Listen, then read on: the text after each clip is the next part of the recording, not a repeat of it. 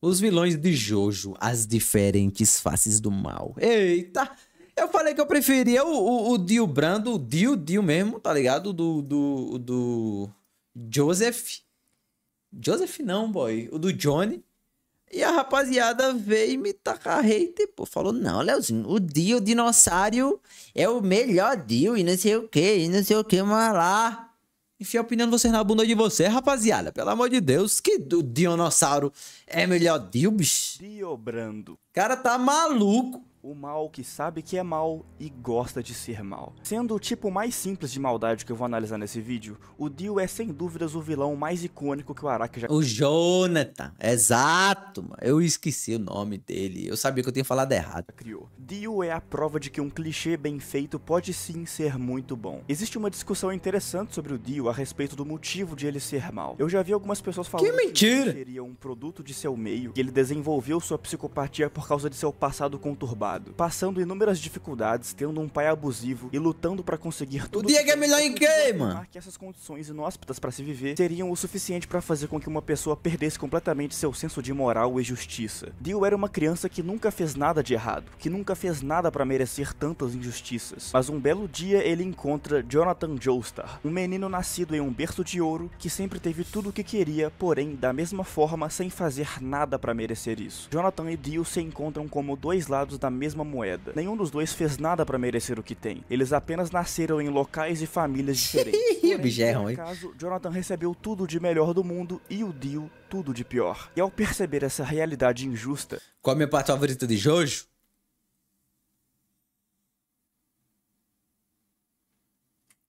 Eu gosto muito da primeira temporada, mano. Dio direciona Eu gosto muito da primeira temporada. todo o seu ódio da vida no Jonathan. Ele começa a culpá-lo pelos seus próprios problemas. Mas a melhor é a terceira. Porque simplesmente não é justo eu não ter A melhor é a terceira. recebido nada. Rapaz, o quê, mano? Aí os caras perguntam a minha opinião, eu dar a minha opinião e vocês querem ser contra a minha opinião. E essa criança aleatória ter recebido Aqui pra você, mano. Ai, dentro. tudo. Por mais que nenhum de nós dois tenhamos feito Que nada. opinião errada. Eu acho essa interpretação sobre por que o Se eu prefiro, é minha preferência. Dio se torna um psicopata muito válida. Ela é normalmente aquela que as pessoas dão pra É defender proibido, o Dio pô, e dar afirmar que opinião. ele é um vilão mais complexo do que parece. Só que honestamente, como eu já falei diversas vezes, na minha opinião, essa interpretação do personagem do Dio é quase um salto lógico bem considerável. Porque a gente não tem todo esse conflito interno e essa perda de moralidade que acontece na psique do Dio. Para, o melhor vilão é o...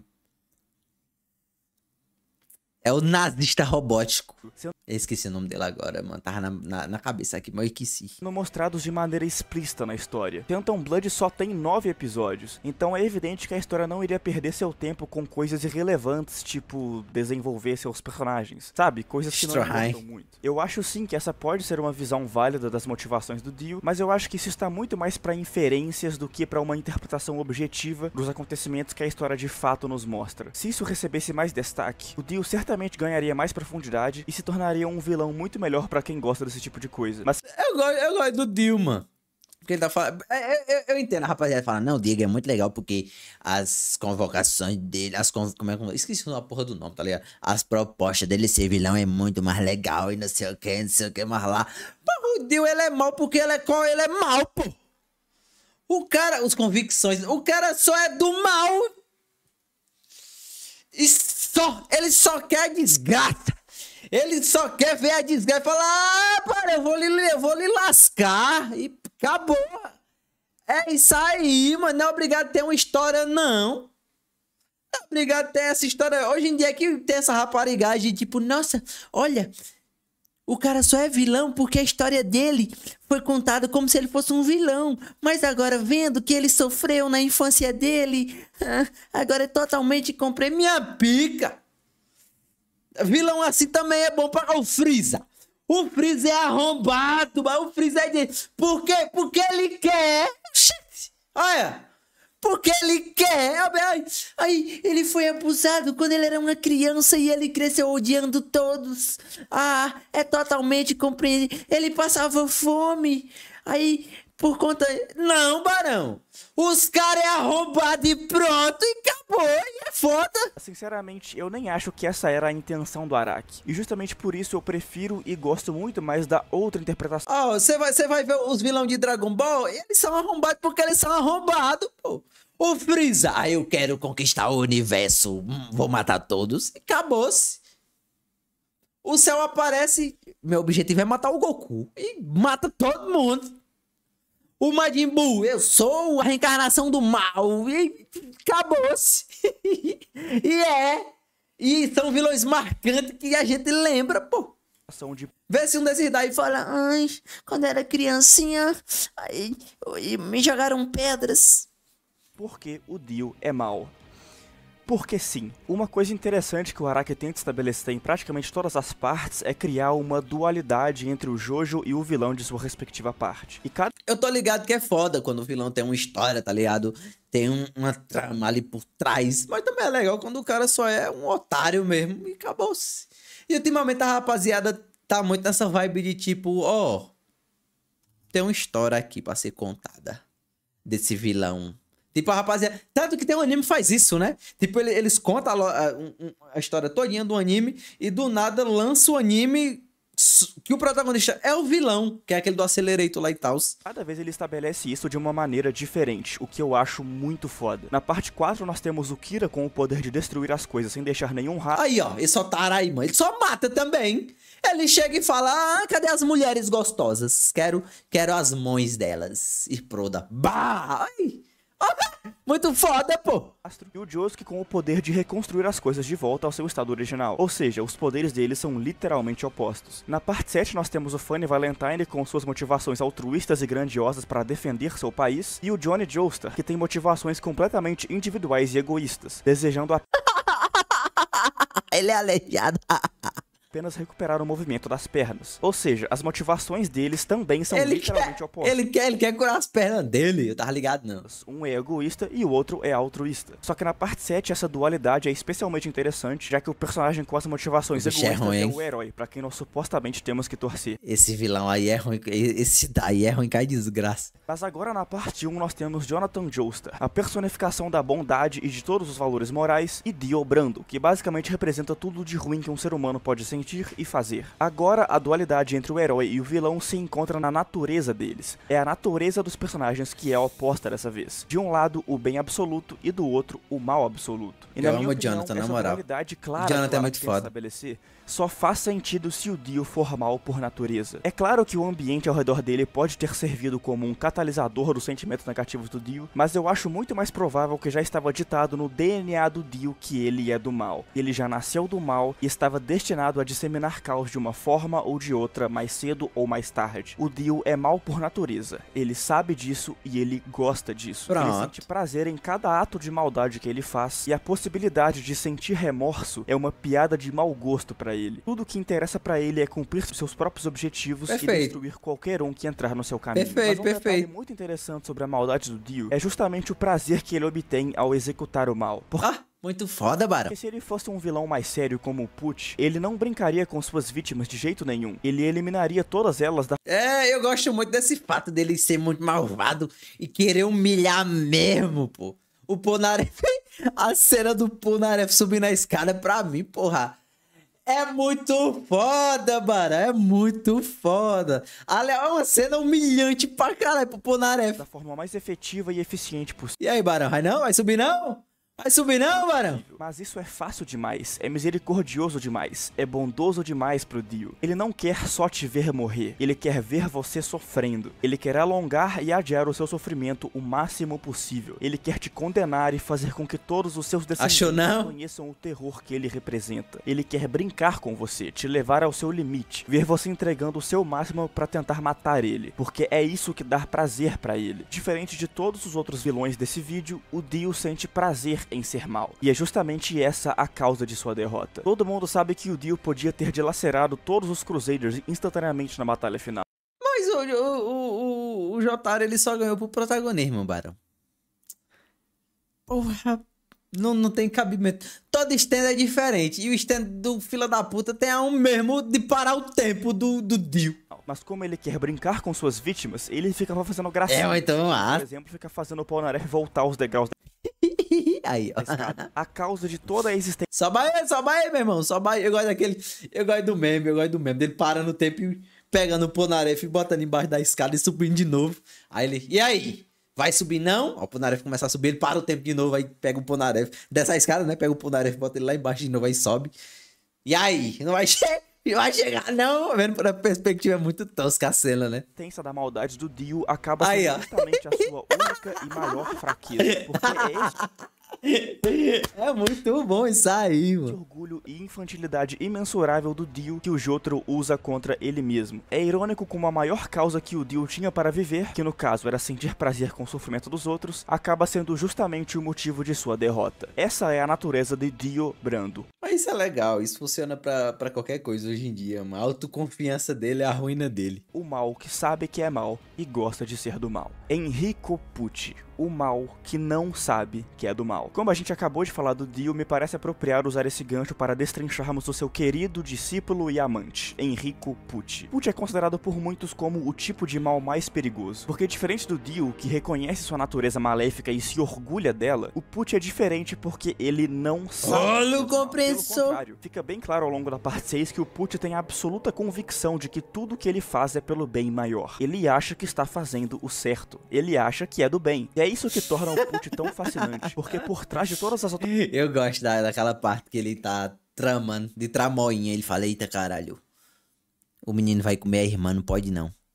Vou arrumar um jeito de ser evitado. Aí faz a pior coisa que tem. Puta, o cara piora muito.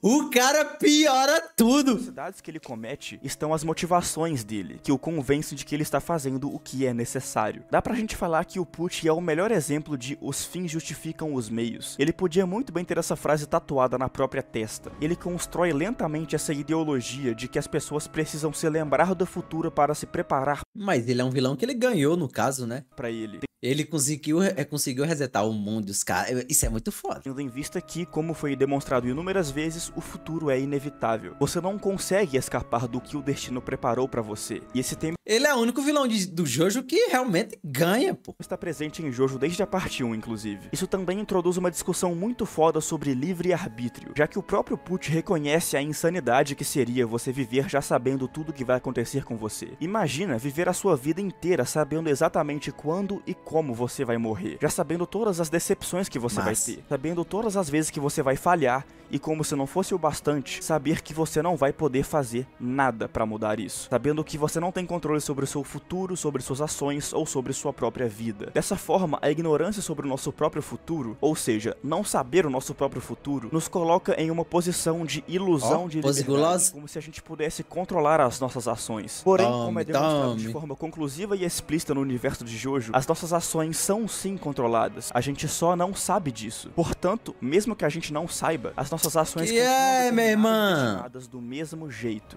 O futuro continua inevitável e continua fora do seu controle, independente se você sabe disso ou não. E é esse fato que faz o Pucci deduzir que a percepção e o preparo sobre o futuro supera a ilusão de ter controle sobre a sua própria vida. Na visão de Enrico Pucci, ter o conhecimento sobre o futuro pelo menos é o que eu acho também. É por isso que tem o Diego Brando e o Johnny Joestar, que era pra ser o Jonathan e o Jill.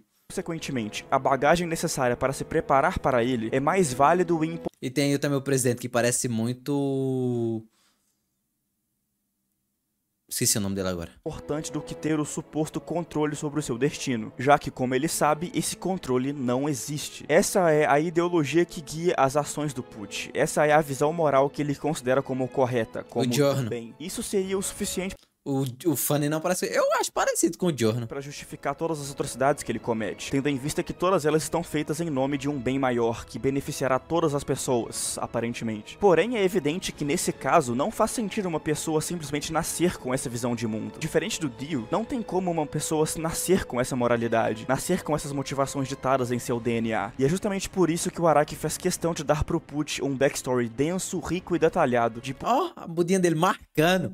O Araki é gênio demais, filho. Olha isso aqui, porra. Porque ele desenvolve Olha, bundinha marcando. atacando na batina do padre, Barão. Porra! Essa percepção sobre o destino inevitável. Eu acho, inclusive, que o backstory do Pucci e o relacionamento dele com o Weather Report é uma das melhores narrativas que o Araki já escreveu. É uma história muito trágica e que te coloca perfeitamente no lugar do Pucci. Especificamente, Araki! a cena em que ele lamenta a morte de sua irmã, afirmando que ela obviamente não sabia que estava namorando o próprio irmão, que ela não fez nada de errado. Que é verdade, ela realmente não fez nada de errado. Tudo que ela fez foi se apaixonar, mas mesmo assim ela foi punida. E qual foi a causa de todas essas peças se movimentarem e se aproximarem, resultando em tanto sofrimento e tragédia? O homem. Ó, referência aqui, ó. Ele tava olhando a Mona Lisa. Igual o Kira faz depois e fala, esses irmãos aqui é uma delícia, hein? E se eu tocar uma punheta?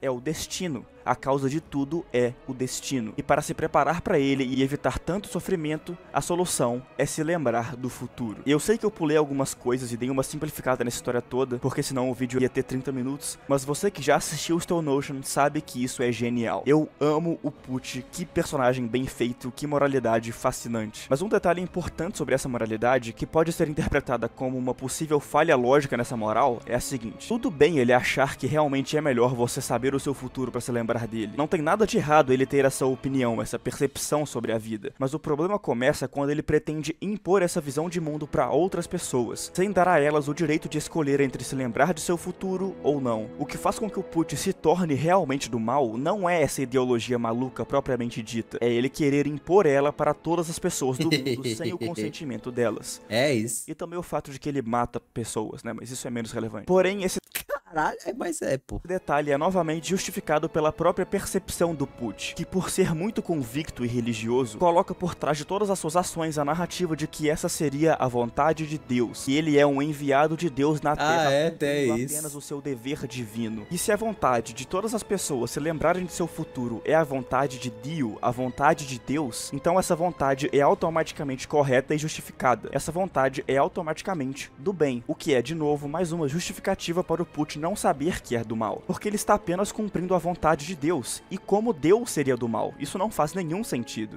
Aleatoriamente eu lembrei de quando o Crono falou que ia fazer uma música do Pucci. Deve ter quase um ano e não fez ainda. Tu é maluco, mano? Essa música do Pucci tem quase uns 3 anos já, boy. Tu é doente, mano. Isso aqui é o quê? 3 anos?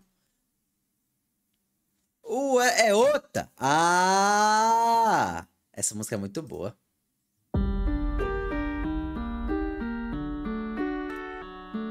Eu gosto dessa. Humanos e animais na Terra. Humanos e animais na Terra cumprem o mesmo papel. O que diferencia a gente deles é o nosso desejo de ir para o céu. Meu nome é Rico Pucci, padre normal de Dolphin Street, mas eles não conhecem a verdade, pois não sabem do meu passado, nem de tudo que eu passei. Presenciei muita maldade. Um confessionário me levou ao extremo, revelou pra mim que eu tenho um irmão gêmeo. Eu não posso permitir que esse fato se alastre. Relacionamento incestuoso, não vou deixar que se case. Não pode ser. A minha irmã agora está morta por causa de você. Então agora vou tirar suas memórias. White Snake, esse é meu poder. Eu despertei e foi graças a você. Esse é o seu plano, então nele eu creio. Vou te ajudar a criar um mundo perfeito. Mesmo você estando morto, eu sei qual. Cara, a edição como era ainda, mano. Mundo perfeito, nós devemos alcançar o céu. Então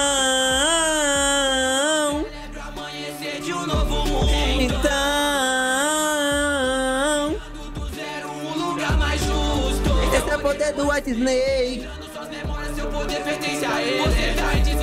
Acredito que não lute perante Henrico, puta. Tu é doido, é bom demais. Na verdade, a única coisa que faz sentido é que tudo o que Enrico Pucci faz está completamente correto. A única coisa que faz sentido é Enrico Pucci ser do bem. E é por isso que o Pucci é o mal que não sabe que é do mal. Yoshikage Kira, o mal consciente e culpado.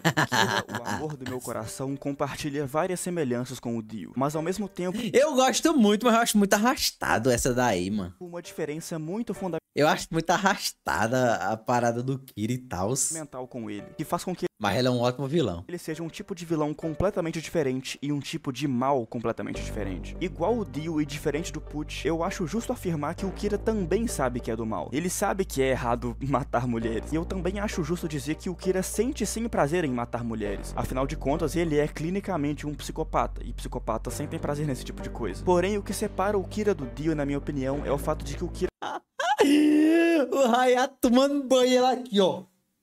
Eu tô lhe vendo, hein? Ei! Aqui atrás da porta, aqui, ó. Só oi aqui, ó. Ei, Barão! Ei, Barão! E aí? possui, mesmo que em uma baixíssima dose, mesmo que... É muito psicópata. Ele entra, só tu aí aqui, rapaz, banho. Rapaz, banho aqui, Barão. De forma quase inconsciente e inexistente, o que... Léo, se tu fosse escrever o vilão, como tu escreveria? E acha que conseguiria fazer um bom vilão? É porque assim, eu não gosto muito do conceito do vilão, dele, tipo assim, beleza. Tipo, mas fazer ele ser mal por ser mal, tá ligado? Nos meus RPG, eu crio monstros e os monstros são seres que só querem destruição, tá ligado? E normalmente quando eu boto um vilão, ele é um vilão, mas até então não cria um vilão que só é ruim por si só. Ele é sempre um cara muito descontraído, muito gente boa, que ele dá chance pros meus jogadores, tá ligado? Um exemplo disso, eu tinha criado um vilão de RPG que ele é primo de um dos personagens, só que eu apresentei ele não como vilão, tá ligado? Só que ele ia... Tudo que os jogadores faziam, ele fazia o oposto. Tipo assim, eu apresentei... Pros personagens, ele era um NPC. Mas pra mim, ele já era o vilão, tá ligado? Eu criei ele pra ser o vilão. Só que pros jogadores, ele era pra ser um NPC. Só que nisso os jogadores tomaram no cu, porque ele era vilão, mas ele era um vilão, tipo, de questão de futura temporada e tal. E os personagens não estavam prontos pra eles naquele momento. O Murilo que tá aqui, ele morreu pra ele, tá ligado? O Murilo jogava no meu RPG e morreu pra ele. Acontece que o Murilo, ele tinha uma relíquia de viagem no tempo, que praticamente dava uma escolha pra ele quando ele morresse. E tipo assim, os caras do nada quiseram matar o cara, pô. Do nada quiseram matar o cara. E o cara simplesmente tinha uma espada. Só pra vocês terem ideia. Esse vilão que eu criei, ele era muito legal, ele era muito descontraído. E ele dá oportunidade pros personagens. Mas ele tem uma espada que corta o tempo e o espaço, meu parceiro. Porque nesse RPG... E Barão, só me lembro de errar tiro no teu RPG. Pronto, Murilo. O RPG que tu jogou já foi depois que os meninos voltaram no tempo. Eles já estavam rejogando aquela campanha. E aquele personagem que vocês correram de medo era ele, tá ligado? Porque o jogador que tava comandando a equipe de vocês já conhecia aquele personagem e eles já tinham morrido pra ele. É por isso que ele quis fugir daquele personagem, tá ligado? Mas quando ele apareceu, ele é muito legal. Ele é muito legal. Aí, tipo, eu sei que o boneco do Cauã tentou dar um tiro de espingarda nele. E ele atirou. Só que eu narrei que o tiro nunca foi atirado. Mas pro Cauã, ele atirou. Mas o que aconteceu? O Cauã atirou e ele meio que deu uma espadada no futuro que cortava o passado, que impossibilitou o Cauã de ter atirado. Nisso, o Cauã nunca atirou. Olha essa porra. Muito quebrado, né? Aí, porque não era pra ele estar enfrentando esse cara agora. Não era pros caras estar enfrentando esse cara agora, Barão. Aí ficou por isso mesmo. Mas eu sei que ele matou todo mundo. O Murilo tem uma relíquia de voltar no tempo. Eles voltaram no tempo antes de todo mundo ter morrido. E eu fiz eles rejogar todas as campanhas, todas as missões que eles tinham jogado até então. Só que agora eles tinham lembrança do que eles tinham feito. E por incrível que pareça, eles jogaram piores do que a primeira vez que eles jogaram. mesmo sabendo a lore todinha, porque eles já tinham jogado. Kira possui uma consciência. O prazer que ele sente ao realizar o mal é mais fisiológico e biológico do que realmente moral, como é o caso do Dio. Kira sente prazer ao matar pessoas, mas ele não queria sentir. Ele não queria ser assim. Ele só queria uma vida tranquila. E é isso, respondendo. Eu gosto de fazer vilão caricatos, que tem muita personalidade, tá ligado? Muito legal, acho muito foda. Mas que não necessariamente precisa ser tão mal. Kira representa um estado mental extremamente Mas que são perigosos. dissonante. Porque apesar de ele ser mal por natureza, e por um lado gostar das atrocidades... E sobre dá pra enfrentar, mano. Dá pra enfrentar. É porque meu RPG ele não se baseia muito em força, se baseia em relíquia. Se você encontrar uma relíquia muito quebrada, que nem a desse personagem tem, uma espada interdimensional que corta tempo e espaço, porra, puta que pariu. Mas o Murilo tem a de viagem no tempo, então meio que deu uma cauterada nele. Que ele comete. Por outro Já lado, que ele não conseguiu matar. Era ser uma pessoa normal. Ele queria conseguir sentir empatia e se importar por alguém além dele mesmo. E é essa dissonância mental em que o Kira se encontra que faz ele sentir uma espécie de remorso egoísta. Eu acabei de inventar esse termo. Porque já seria forçar a barra demais dizer que o Kira sente remorso de verdade, já que ele é visto matando dezenas de pessoas sem nem pensar duas vezes. Não sente. Porém, o que torna o Kira tão fascinante, ele nem pensa mesmo, não. ele só mata pessoas quando é absolutamente necessário. Em duas situações. Quando ele simplesmente não aguenta mais segurar seus instintos assassinos, meus vilões não matam. Sua vida e seu anonimato estão em risco. Os meus vilões, eles não matam de uma vez, tá ligado? É o que eu falei. Tanto que esse vilão, ele chama a rapaziada pra trabalhar pra eles depois. E a rapaziada não... Pra falar a verdade, o meu grupo, ele se separou. Porque eles voltaram no tempo e alterou alguma coisa no futuro, tá ligado? E no presente deles, esse personagem que matou eles, encontra eles e fala: ei, você não quer trabalhar pra mim, não? E os caras falaram: quero não. Só que uma parte do grupo falou: quero. Aí eles dividiram. Aí fizeram 2 grupos. Aí o Caio D, que tá aí, ele participou da missão com um grupo, que foi a que não aceitaram trabalhar pra ele. Já a outra equipe, que aceitou trabalhar pra ele, encontrou um outro vilão, que o nome dele é Jesus. Aí, Barão, aí outra história, mas deixa baixo. Fora dessas duas circunstâncias... Quem sabe um dia eu conto a história do meu RPG até então? Quem sabe um dia eu conto a história e faço um videozinho e boto no Pênis Longo, tá ligado? Ou eu falo em live, qualquer coisa. bem específicas. É legal. Tanto que a próxima temporada que vai ter, que eu fiz a história, é muito legal. Ele não tem motivos pra matar ninguém e, portanto, não mata ninguém. Um bom exemplo disso é o encontro dele com o Shigeshi, em que ele tenta se esconder a todo custo, tenta evitar conflito a todo custo, mas infelizmente percebe que não existe outra saída a não ser matá-lo. E a partir do segundo que ele percebe isso, ele toma sua decisão e o mata sem pensar 2 vezes. Mas se não fosse por isso, o Shigeshi certamente teria saído vivo, porque o Kira tem consciência da natureza das ações que ele faz, e por isso tenta evitar elas a todo custo. Rapaz. Isso inclusive é representado em vários episódios quando ele já está há muito tempo sem matar ninguém e suas unhas começam a crescer, sendo uma óbvia metáfora visual para os seus instintos violentos. É censurado, não é verdade? Saindo de controle. O Kira sente uma espécie de culpa, de remorso egoísta e tenta lutar contra sua natureza assassina. Mas como já foi demonstrado inúmeras vezes, não existe uma cura para você mesmo. Não existe uma cura para quem você é e para a sua natureza. Então, por mais que você... Olha esse cara, meu irmão. Ih, mano, muito pica. Quem você é muito foda a forma como ele mata, bicho. E tente fugir de você mesmo,